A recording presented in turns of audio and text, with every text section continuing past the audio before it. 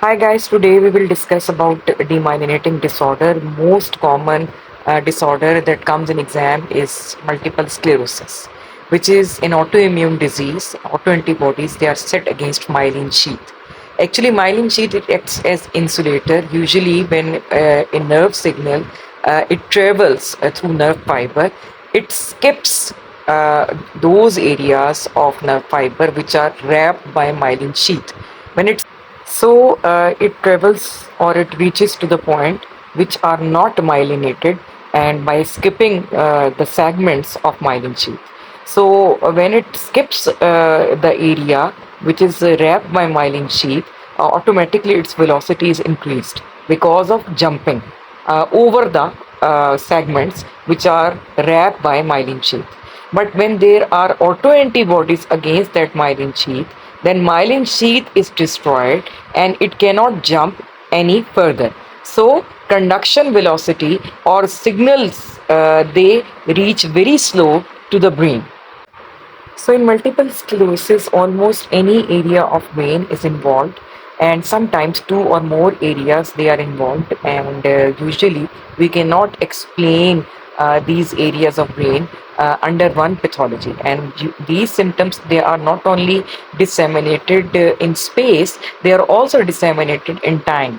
That is, a patient of multiple sclerosis has got previous attacks of any neurological complaint, and then it gets resolved, and then again he can have presented with a different complaint. So most common variety of multiple sclerosis is remitting and relapsing variety.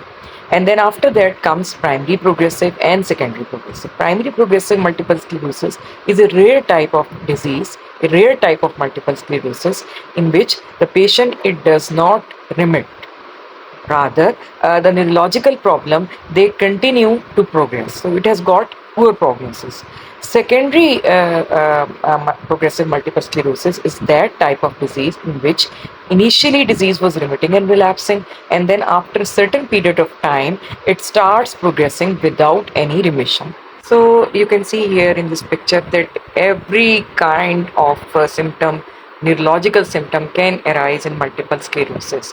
Patient can also present with fatigue, cognitive decline, depression, anxiety, unstable mood.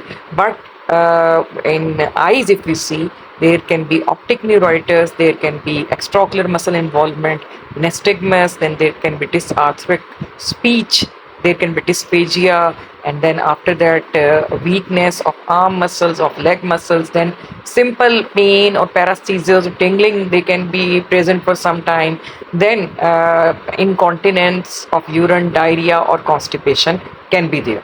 So this is the favorite sign regarding examination point of view, which is called internuclear ophthalmoplegia. And here the medial longitudinal fasciculus, which controls conjugate movements of eyes, meaning thereby that movement of eyes together, either in the right direction or in the left direction, is controlled by medial longitudinal fasciculus. So when it is demyelinated, it results in internuclear ophthalmoplegia, where ipsilateral eye, it fails to adduct. Means that if right sided medial longitudinal fasciculus is demyelinated, then right eye will fail to adduct, while left eye, it will be abducted, but it will show nystagmus and vice versa.